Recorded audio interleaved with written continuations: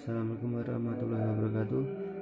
Saya akan menjelaskan untuk materi pertama dari kelompok kami, yaitu uji asumsi klasik.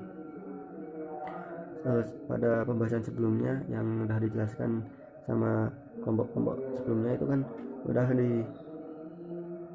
dibahas tentang statistik parametrik dan non parametrik. Nah, di statistik parametrik ini merupakan statistik yang membutuhkan beberapa syarat dan asumsi sebelum menggunakan rumus statistiknya. Beberapa persyaratan dan asumsi yang dilakukan dalam statistik parametrik adalah uji normalitas, homogenitas, linearitas, kolinearitas, autokorelasi, dan homodikastisitas. Yang pertama, untuk uji normalitas data. Dalam statistika parametrik itu membutuhkan asumsi kenormalan sebuah data dengan tujuan untuk memilih uji statistik yang akan digunakan.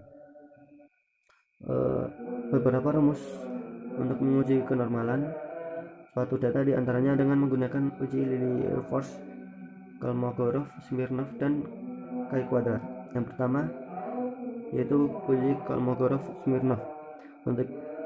Untuk uji normalitas dengan menggunakan Kolmogorov-Smirnov digunakan apabila data yang diuji berupa data tunggal atau bahkan berbentuk interval. Konsep dari uji ini dengan membandingkan distribusi data dengan distribusi normal baku, di mana distribusi normal baku itu didistribusikan ke dalam bentuk z-score. Langkah-langkahnya untuk uji Kolmogorov-Smirnov yaitu: pertama, menentukan hipotesis; yang kedua, menyusun data dari terkecil hingga terbesar; menentukan proporsi kumulatif atau KP; menentukan mean dan standar deviasi data; menentukan angka baku dengan menggunakan rumus ZI sama dengan XI min X bar per S atau standar deviasi; lalu mencari nilai Z tabel dengan tabel Z berdasarkan angka ZI atau angka baku tadi, lalu menghitung nilai A1 dengan cara A1 sama dengan KP atau proporsi kumulatif dikurangi Z tabel, lalu menghitung nilai A0 dengan cara A0 sama dengan P atau proporsi dikurangi A1, lalu mencari nilai maksimum pada A1 atau A0, mencari harga di tabel dengan menggunakan tabel Kolmogorov-Smirnov. Itu ada di buku belakang ya. Lalu yang terakhir, menarik kesimpulan dengan cara membandingkan nilai Amax dan A tabel. A0 diterima apabila Amax itu kurang dari di tabel. Langsung saja ke contoh soal. Contoh 71. Ini ada data penelitian tentang kemampuan berpikir kreatif dari 20 siswa sebagai berikut. Jadi ini sampelnya ada 20 dan hasil skornya ini udah diurutkan di sini. Jadi nanti tidak perlu diurutkan lagi. Langsung menuju langkah-langkahnya. Di sini tertulis uji normalitas Lilliefors. Seharusnya ini uji normalitas Kolmogorov-Smirnov, karena sekarang kita masih baru membahas tentang Kolmogorov-Smirnov. Langkah-langkahnya yaitu: pertama, menentukan hipotesis uji normalitas data. H0 atau sama dengan data berdistribusi normal, dan H1 itu menunjukkan data tidak berdistribusi normal. Jadi hipotesis statistik normalitas data H0 diterima jika dihitung kurang dari atau sama dengan di tabel, dan H1 atau data tidak berdistribusi normal diterima jika dihitung lebih besar dari di tabel. Kedua, menghitung mean dan standar deviasi, itu dengan cara yang pertama mean ya. Mean itu disimbolkan dengan X bar ini, dengan cara X bar sama dengan sigma fx1 per n. Fx1 ini perkalian antara skor dengan jumlah atau frekuensinya. Di sini X1 contohnya pada baris pertama ini X1 nya 1, X1 nya 35 dan F1 nya atau frekuensinya 1, jadi Fi kali Xi nya itu 35. Beda lagi dengan yang punya frekuensi 2 ini, seperti yang nomor 3 baris ketiga ini, Xi nya 40, Fi nya 2, dan jadi Fi kali Xi nya itu 80, cuma kayak gitu. Kan tadi untuk mencari mean atau rata-rata data itu dengan rumus sigma fxi per n. N ini merupakan jumlah dari seluruh data atau frekuensinya. Tinggal memasukkan data sigma fxi yaitu 1242, masukkan data sini, n nya 20, 1242 dibagi 20 sama dengan 62,10. Lalu mencari standar deviasi. Standar deviasi dapat dicari dengan rumus S, yaitu standar deviasi sama dengan akar sigma fx min x bar pangkat 2 atau kuadrat per n min 1. Di sini sudah tersedia ya untuk sigma fx min x bar kuadratnya, yaitu 5147,8. tinggal dimasukkan 5147,8 per n min 1. Jadi jumlah frekuensinya tadi min 1, 20 min 1, 5147,8 per 19 sama dengan 16,46. Menentukan harga Amax dengan menggunakan tabel bantu.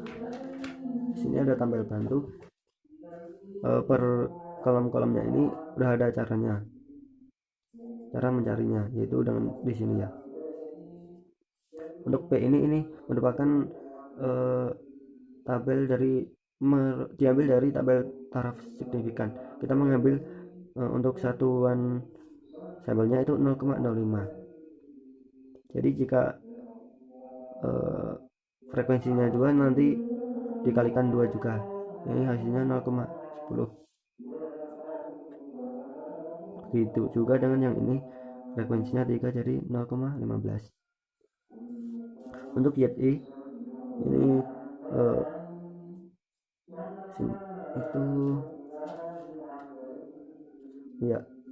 itu angka baku tadi dapat dicari dengan dengan rumus Xi min X bar per standar deviasi, dan dihasilkan ini min 1,6465. Ini untuk yang tabel pertama atau baris yang pertama, maaf. Lakukan cara ini untuk mencari baris-baris selanjutnya dan akan didapatkan hasil seperti pada tabel ini. Lalu kita mencari A1. A1 ini dicari dengan mengurangkan KP dengan Z tabel ini dicari dengan ini KP nya ini kan 0,05 dan Z tabel nya ditemukan 0,0495. Jadi ini dikurangi ini dan menghasilkan, sebenarnya ini menghasilkan 0,005. Sebenarnya ini menghasilkan 0,005, tapi ini dilakukan atau diberlakukan pembulatan ke atas, jadi akhirnya menjadi 0,001 dan ditulis di kolom ke-8 sini A1. Lakukan untuk mencari yang lainnya, ada baris yang lainnya. Jadi KP ini 10 nanti dikurangi Z tabelnya, itu hasilnya berapa di sini. Lalu untuk kolom ketujuh yaitu A0, untuk mencari A0 itu kita menggunakan rumus P atau taraf signifikan saat tadi ya, dikurangi 0 dikurangi A1. Di sini contohnya pada baris ke-9, ini P-nya 0,05. Ini kan yang 68 0,05 sama soalnya. Lalu untuk A1 ini didapat 0,097, tapi harusnya min 0,097 karena A1 ini kan tadi dari KP min Z tabel. KP nya ini 0,55 dikurangi Z tabelnya 0,6406. Nah, menghasilkan min. Ini harusnya ada minnya, tapi di A1 ini emang kalau ada tanda minus diabaikan. Minus 0,091 dimasukkan ke rumus P nya 0,05, lalu A1 nya min 0,091 dihasilkan 0,141. sini 0,1. Lakukan untuk menghitung yang baris yang lainnya.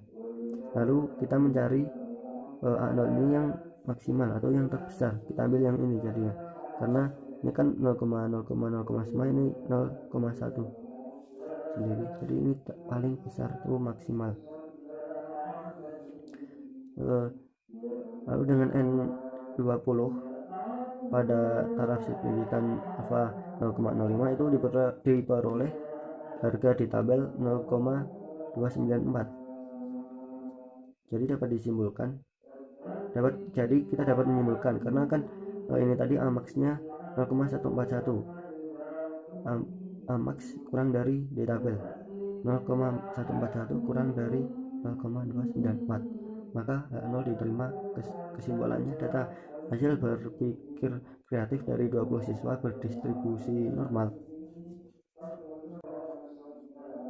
Lalu selanjutnya ke uji Lilliefors. Uji Lilliefors ini merupakan perkembangan dari uji normalitas Kolmogorov-Smirnov. Beberapa syarat data dengan menggunakan uji normalitas Lilliefors adalah: yang pertama, data dalam berbentuk skala rasio, bentuk rasio interval atau interval. Data berbentuk data tunggal atau data tidak dalam bentuk interval atau kelompok digunakan dalam sampel kecil. Lalu langkah-langkahnya yaitu menentukan hipotesis uji normalitas data, menentukan harga L0 dengan melihat harga L0 terbesar, mencari harga L tabel dengan menggunakan tabel Lilliefors, menarik kesimpulan dengan cara membandingkan nilai L0 dan L tabel, terima H0 apabila L0 kurang dari L tabel. Contoh 7.2.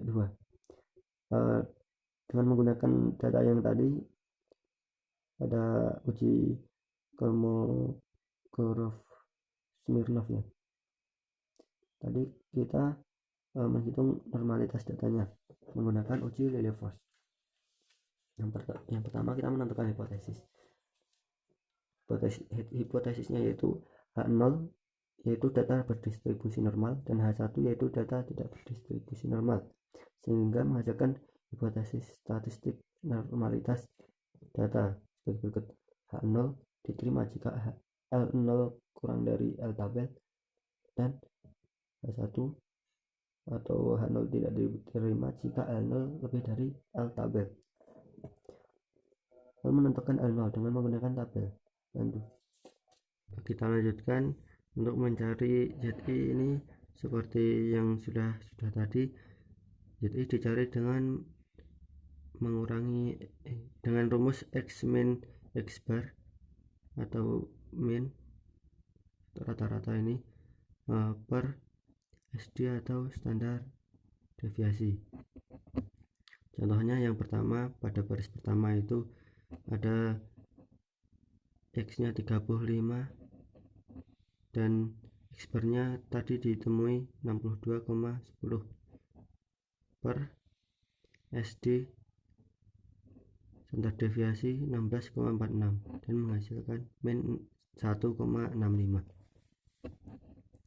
Yang kemudian kita mencari harga z-tabel sebagaimana pada kolom 4 di sini. Tadi yang kolom 4 ini z-tabel, kita mencari ini.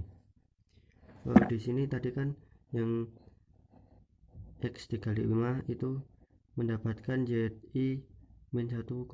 Nah, ini jadinya digunakan untuk mencari harga tabel, yaitu dengan mengabaikan tanda negatif dengan cara melihat harga 1,65 pada Z tabel dengan cara mengambil satu angka setelah koma untuk menentukan kolom dan harga mana yang akan dipilih. Artinya pada tabel Z perhatikan baris harga 1,6 dan perhatikan kolom pada harga 5 sehingga ditemukan harga Z tabel untuk 1,65 yaitu 0,4505. Oke, selanjutnya kita mencari FZI maksud saya dengan cara mengurangi angka 0,5 dengan harga Z tabel. Apabila ZI bertanda negatif dan sebaliknya menambahkan angka 0,5 dengan harga Z tabel apabila ZI bertanda positif. Jadi jika ZI nya ini positif itu ditambahkan 0,5, tetapi jika ZI nya negatif seperti yang min 1,65 tadi itu nanti dikurangi 0,5. Nah, di sini ada contohnya pada baris pertama ini. Nah, ZI nya kan ketemu min 1,65. Ini bertanda negatif. Sehingga FZI nya itu rumusnya menjadi 0,5 dikurangi Z tabel dari baris pertama tadi yaitu 0,4505. Hasilnya yaitu 0,0495. Untuk yang tambah itu seperti pada baris ke 10 jadinya 0,05. Ini bertanda positif sehingga perhitungan harga FZI sama dengan 0,5 plus 0,0199 yang merupakan Z tabel dari baris ke 10 tadi menghasilkan 0,5199. Dan untuk yang lain, untuk baris yang lainnya juga seperti itu. Jika positif ditambah, kalau negatif dikurangi gitu. Lalu selanjutnya menghitung harga SZI dengan menghitung frekuensi kumulatifnya masing-masing. FZI sama dengan F kumulatif per N. Ini banyaknya sampel tadi. Di sini contohnya ada di baris keempat, X-nya itu 50. Nah, di mana F kumulatifnya adalah 6 sehingga SZ1 itu tadi F kumulatif per N jadi 6 per 20 ini jumlah sampelnya dan menghasilkan 0,30. Jadi pada baris keempat dengan X sama dengan 50 itu menghasilkan 0,30 SZI maksudnya. Lalu langsung ke 5 ini ya. Nah, ini untuk kolom terakhir abaikan tanda min atau negatif apabila ditemukan tanda negatif pada hasil pengurangan pada kolom kelima. Nah, ini jadi ini diabaikan. Dari data di atas ini akan diperoleh L0. L0 ini yaitu pengurangan antara FZI dikurangi dengan SZI ini merupakan L0. Jadi ini dikurangi ini. Nanti hasilnya ditulis di sini yang terbesar itu merupakan L0 yang digunakan. Selanjutnya mencari harga L tabel, di mana N20 maka L tabelnya 0,190. Lalu membandingkan L0 dengan L tabel. Karena L0 kurang dari L tabel atau 0,1099 kurang dari 0,190, sehingga H0 diterima. Simbolannya adalah data berdistribusi dengan normal. Selanjutnya untuk uji chi-kuadrat. Uji ini merupakan salah satu uji kenormalan yang menggunakan uji kecocokan chi-kuadrat. Di mana chi-kuadrat ini merupakan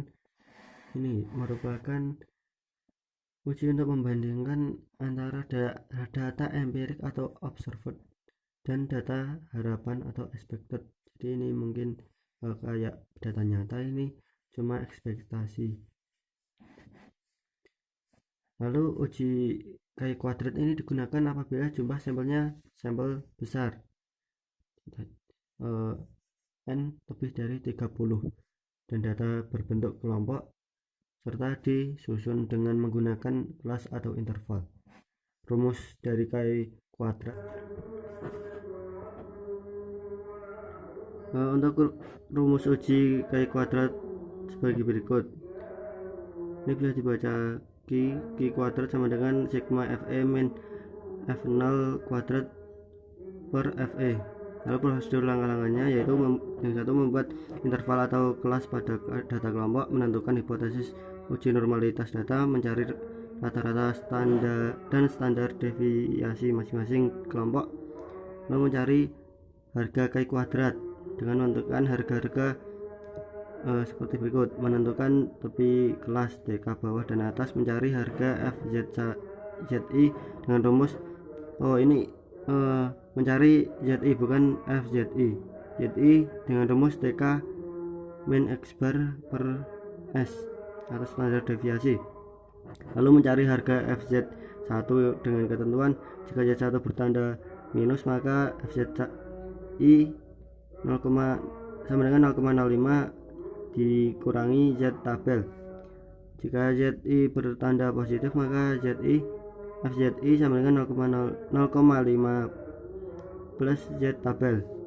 Lalu yang terakhir LI, mencari harga LI dengan rumus LI sama dengan FZI min 1. Lalu menentukan harga chi-kuadrat, mencari harga chi-kuadrat tabel dengan cara DK sama dengan K-1, mengambil kesimpulan dengan membandingkan harga chi-kuadrat hit dan X kuadrat tabel. H0 diterima apabila X kuadrat hitung kurang dari X kuadrat tabel. Ini ada data penelitian tentang kompetensi kepala sekolah. Ada 50 sampel. Ini dibagi ke dalam 6 interval, yaitu 45 sampai 49, lalu sampai 70 sampai 74. Ini frekuensinya ini dapat dilihat. Lalu selanjutnya kita menentukan hipotesis H0.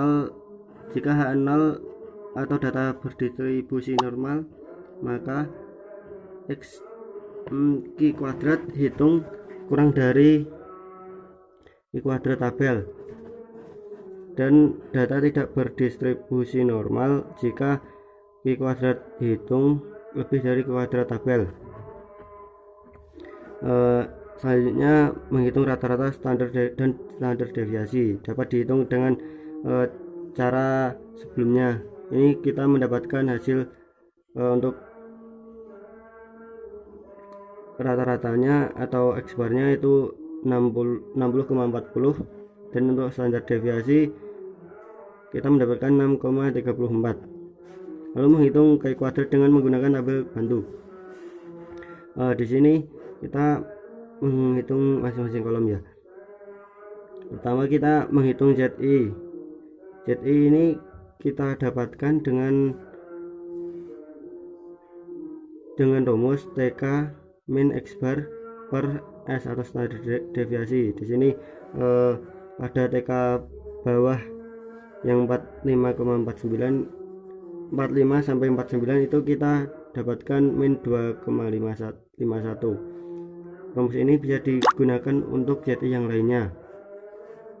Lalu pada selanjutnya kita mencari FZI dengan cara seperti tadi. Jika ZI nya itu minus, jadi rumus FZI yaitu 0,50 min Z tabel. Sedangkan jika ZI nya positif, itu FZI nya rumusnya jadi 0,5 plus Z tabel. Lalu selanjutnya mencari LI dengan cara FZI pada TK bawah itu di TK bawah pada interval 45 sampai 49 itu dikurangi dengan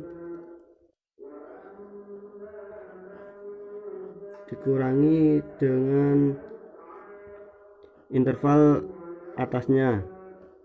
Gitu juga dengan yang lainnya. Dalam tabel ini kita hilangkan tanda minus. Lalu kita mencari FE. FE ini diperoleh dengan cara LI dikalikan 50. Contohnya pada LI yang pertama itu pada interval pertama itu kita mendapatkan FE 1,835. Lalu setelah mendapatkan FE kita bisa menghitung atau menentukan Ki kuadrat hitungnya dengan cara atau dengan rumus sigma FE min F0 kuadrat per FE. Itu akan kalau di sini akan menghasilkan Ki kuadrat 5,32. Setelah mendapatkan Ki kuadrat, kita mencari harga Ki kuadrat tabelnya dengan cara DK atau data kelompok kurangi 1. Data kelompoknya ada 6 kurangi 1 sama dengan 5. Dari 5 ini kita cari di tabel Ki kuadrat, nanti akan menemukan Ki kuadrat tabel sebesar 11,07. Nah, dari sini kan kita sudah menemukan Ki kuadrat hitung dan Ki kuadrat tabel. Kita tinggal membandingkan. Jika Ki kuadrat hitung lebih kecil, maka H0 diterima, dan di sini Ki kuadrat hitung lebih kecil, jadinya H0 diterima, dan kesimpulannya adalah data pada penelitian kompetensi kepala sekolah berdistribusi normal. Sekian penjelasan dari saya. Selanjutnya akan dilanjutkan oleh rekan saya. Terima kasih.